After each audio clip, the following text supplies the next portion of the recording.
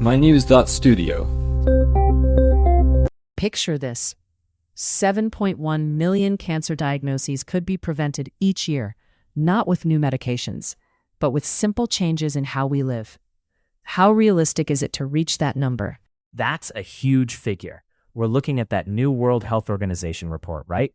According to it, 37% of new cancer cases in 2022, that's 7.1 million, could have been avoided by changing certain habits and environmental exposures. Exactly. And if you look at the details, 3 main risk factors stand out. Tobacco alone is responsible for 15% of new cases. Infections, like HPV, hepatitis B and C, and Helicobacter pylori add another 10%. Then alcohol at 3%. Put those 3 together, and you're approaching 40% of cancers that could be prevented. What really caught my eye was the difference between men and women. Men have a 45% preventable cancer rate, while for women, it's 30%. For men, smoking is the top reason, almost a quarter of new cases. For women, it's infections. It's a mix of behavior and access. Smoking rates are much higher among men, particularly in places like East Asia. For women, access to HPV vaccines and screenings is still limited in many areas, so infections play a bigger role. It really points to the need for targeted prevention efforts. And when you look at the actual cancer types, 3 really stand out: lung, stomach, and cervical cancers. Nearly half of all preventable cases fall into these. Lung cancer is mostly tied to smoking and air pollution, stomach cancer to Helicobacter pylori, cervical cancer to HPV. We have vaccines for some of these, but they're not being used as much as they could be. That's the crux of it. HPV and hepatitis B vaccines are incredibly effective, but coverage is uneven worldwide. The issue isn't just having the vaccines, it's about making sure people actually get them. On a practical level, if someone stops smoking, how soon does their cancer risk start to drop? The benefits show up pretty quickly. Within 5 to 10 years after quitting, the risk for a dozen types of cancer falls by half. And after 10 to 20 years, your risk is almost like someone who never smoked at all. It's really about adding healthy years. How about alcohol? The studies suggest there's really no safe threshold for cancer prevention. That's right. In the U.S. alone, about 20,000 adults die each year from cancers linked to alcohol.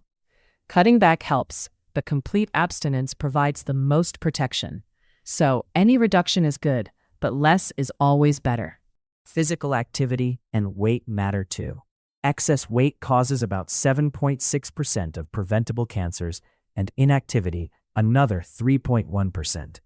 What's the minimum people should aim for? It doesn't require drastic changes.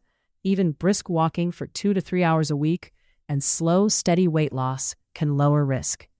The point is to focus on what's sustainable, not on being perfect. Diet comes up a lot too. Processed foods and red meat raise the risk. Fruits, vegetables, and whole grains lower it. Is there a diet that stands out, or is it more about overall habits? It's really about long-term habits. Diets like the Mediterranean pattern, which emphasize whole foods and plant-based meals, are beneficial. But the key is shifting away from processed foods and red meat and adding more fruits and vegetables. Sunlight exposure and vaccines are still in the mix. Skin cancers from ultraviolet radiation, plus vaccines for HPV and hepatitis B. Why aren't these vaccines more widely used? There are a few barriers: cost, supply chains, and public awareness, especially in lower and middle-income countries. There's also misinformation. But from a scientific standpoint, the case for these vaccines is strong. They really do prevent cancer. That brings us to a bigger question. On a global scale, how do organizations actually coordinate to reduce these risk factors and expand access to new treatments like gene therapy? WHO and IARC recommend multi-sector policies. The first step is prevention infrastructure: tobacco and alcohol taxes, smoke-free laws, vaccination drives, early cancer screening, safer workplaces. It requires coordination between health, education, and labor sectors. And on the treatment front, access is a big hurdle. Gene therapy and advanced cancer treatments are mostly available in high-income countries, and often the data is already a decade old by the time it's widely available.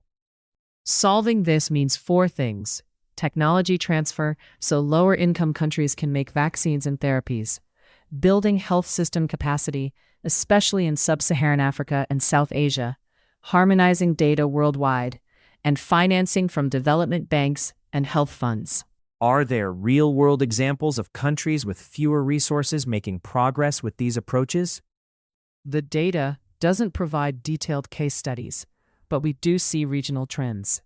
For instance, men in Latin America and the Caribbean have the world's lowest preventable cancer burden at 28%, which likely points to successful tobacco, alcohol, or vaccination policies. Meanwhile, East Asia's rate for men is 57%, probably due to high smoking rates. In the U.S., cancer deaths have been going down since the early 1990s, mostly from less smoking, better treatment, and earlier detection. Can other countries use this model? They can, but only if the right infrastructure and policies are in place. The lack of case studies from lower resource settings shows we need to document and share what works, especially in areas with high infection or smoking rates. With tight budgets, how should countries divide resources between prevention and advanced treatments? Evidence is clear. Prevention is the most cost-effective and reaches the most people.